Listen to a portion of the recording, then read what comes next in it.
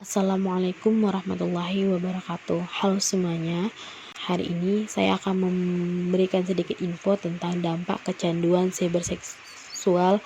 Saya Aisyah Mardia dengan NIM 19410062. Adapun video yang saya buat ini untuk memenuhi tugas psikologi klinis dengan dosen pengampu Dr. Lin Tri Rahayu MSI. Halo semuanya, hari ini saya akan membagikan sedikit informasi tentang salah satu dampak negatif dari penggunaan internet, yaitu adalah kecanduan cyberseksual. Seperti diketahui di zaman sekarang kita sangat mudah untuk mengakses informasi di media di internet. Salah satunya mengakibatkan terjadinya dampak negatif. Yang pertama yaitu kecanduan cyberseksual. Kecanduan sebelum itu kita harus mengetahui dulu apa sih itu sebenarnya cyberseksual. Cyberseksual adalah aktivitas seksual yang dilakukan di internet yang menyebabkan kecanduan yang berdampak negatif. Adapun dampak negatif dari kecanduan ini mempengaruhi fisik kita, mempengaruhi masalah mental yang mana menyebabkan depresi, kecemasan, ketakutan yang berlebihan, dan mempengaruhi sosial kita dan keuangan kita. Cyberseksual ini terdiri dari berbagai aktivitas seperti membaca cerita-cerita erotis, melihat, mengunduh, bahkan bertukar pornografi, dan melakukan kegiatan komunikasi yang bertema fantasi seksual. Bahkan tak jarang orang yang melakukan cyberseksual ini masturbasi sambil melakukan aktivitas online ini yang merangsang nafsunya untuk melakukan masturbasi. Adapun faktor-faktor yang mempengaruhi terjadinya kecanduan cyberseksual ini adalah dalam sebuah penelitian mengemukakan bahwa pengaruh pertamanya itu adalah aksesibilitas, yaitu kemudahan dalam mengakses internet. Yang kedua itu ada keterjangkauan. Keterjangkauan ini hampir di seluruh wilayah sudah mudah dijangkau oleh internet, sehingga memudahkan untuk mereka para cyberseksual ini mencari akses untuk melakukan kegiatan cyberseksualnya. Yang kedua itu anonymity ini adalah persamaran nama. Orang-orang cyberseksual ini melakukan persamaran nama dalam berkomunikasi. Adapun gejala kecanduan cyberseksualitas ini adalah yang pertama kali adalah fase kecanduan. Fase kecanduan ini adalah pengguna akan merasakan kenikmatan saat melakukan aktivitas di internet ini. Internet menawarkan penggunaannya untuk mencari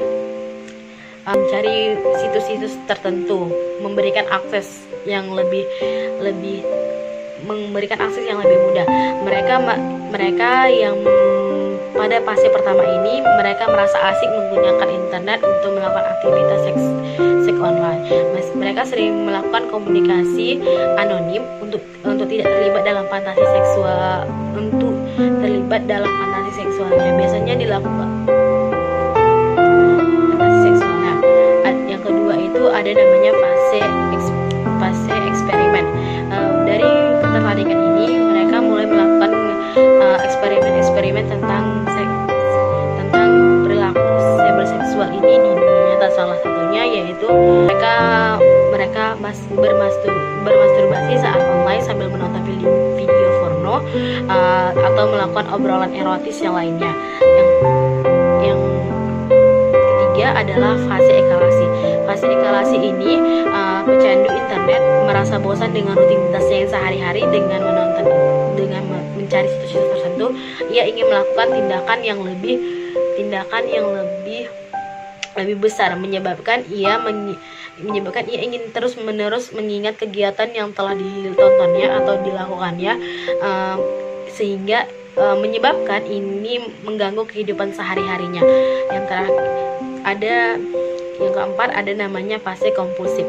Fase kompulsif ini adalah pecandu merasa disibukkan dengan komputernya atau dengan media yang digunakannya untuk melakukan cyberseksual ini. Ia mulai merasakan bahwa ia ketakutan saat orang-orang mengetahui bahwa ia adalah seorang cyberseksual. Ia menyadari dampak perilakunya dia menyadari dampak perilaku yang dilakukan ini tidak baik, sehingga pecandu mencoba untuk merasionalisasikan perilakuan dan terus berlanjut merasionalkan pemikirannya. Yang terakhir itu adalah dampak dalam tahap kepuasan. Pecandu mengalami periode setelah dia merasionalkan pemikirannya, ia merasakan yang namanya penyesalan setelah melakukan pengalaman online tersebut. Pun dampak-dampak kecanduan cyberseksual ini, yang pertama adalah dampak sosial dan interpersonal. Dampak sosialnya adalah kemunduran dalam hubungan dan ketidakpuasan seksual dengan orang lain. Dampak cyberseksual ini sendiri tidak hanya terjadi pada dirinya, tidak hanya mempengaruhi dirinya, tetapi juga mempengaruhi orang lain. Salah satu adalah memicu penyebabnya terjadi perceraian. Apabila kebiasaan cyberseksual ini diketahui oleh orang lain, yang orang lain atau orang-orang terdekatnya yang tidak menyukai kebiasaan tersebut, ini membuat orang tersebut merasa orang tersebut dikucilkan dari lingkungannya. Ketika dikucilkan orang dari lingkungannya, dia tidak mendapatkan dukungan dari keluarga. Ketika seseorang tidak dapat mengontrol dirinya sendiri dalam menggunakan internet atau dalam kecanduan seksual ini, ia akan kehilangan kepercayaan dirinya, menyebabkan ia depresi dan kondisi menyebabkan ia depresi. Adapun dampak psikologisnya, dalam sebuah penelitian yang dilakukan oleh Squirrel, yang meneliti di Amerika, menemukan bahwa kecanduan cyberseksual ini menyebabkan seseorang mengalami depresi berat dan mengalami kecemasan tinggi, dan merasa tertekan dengan aktivitasnya mereka.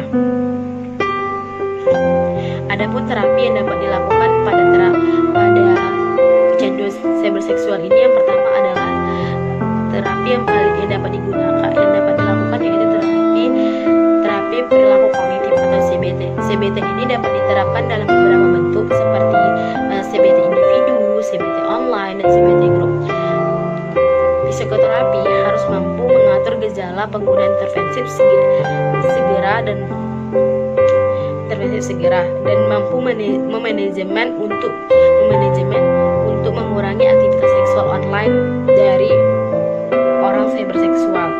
Biasanya psikoterapi melakukan tindakan seperti pasien harus memahami pikiran mereka dan perasaan yang terkait dengan seksualitas dan mencoba mengidentifikasi aspek-aspek apa saja yang untuk mengatasi masalah dengan wawasan yang mempengaruhi perilaku tersebut. Yang kedua, psikoterapi biasanya melakukan tindakan dengan memindahkan media yang digunakan oleh cyberseksual ini, orang-orang kecanduan cyberseksual ini, seperti komputer, laptop, handphone, ke ruangan yang lebih terbuka, di mana media yang digunakan oleh cyberseksual ini diinstal perangkat lunaknya untuk memantau aktivitas internet yang dilakukan mereka. Dan psikoterapi biasanya membatasi waktu online, waktu bermainnya mereka di media online setiap harinya, dan mereka memberitahukan kepada orang-orang yang dipercaya tentang masalah ini, Dalam sebuah penelitian, Snyder dan Weiss menyarankan untuk membuat rencana yang terdiri dari 3 hal, yaitu penata laksanaan maladaptif, kognitif, dan perilaku. Adapun 3 hal itu, yaitu pasien dapat membuat daftar perilaku bermasalah, memalukan, atau yang menyakitkan bagi dirinya atau orang lain. Pasien mengeksplorasi pemikiran mereka tentang penyebab dia untuk terlibat dalam cyberseksual ini. Yang ketiga, pasien dapat memberikan memberikan penghargaan terhadap diri mereka untuk kembali beraktivitas. Tujuannya ini untuk memberikan semangat pada diri pasien tersebut. Adapun tujuan dari psikoterapi ini yaitu diharapkan pasien mampu mengatur perubahan perilakunya, mengatur emosinya, kognitifnya, dan faktor yang memicu perilaku adiktif. Buat teman-teman yang udah nonton video ini, apabila video